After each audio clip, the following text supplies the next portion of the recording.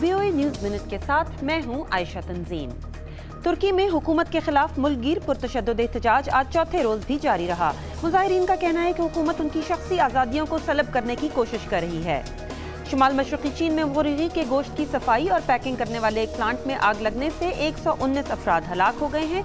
सरकारी खबर रसां एजेंसी के मुताबिक आग लगने के वक्त प्लांट में 300 लोग काम कर रहे थे।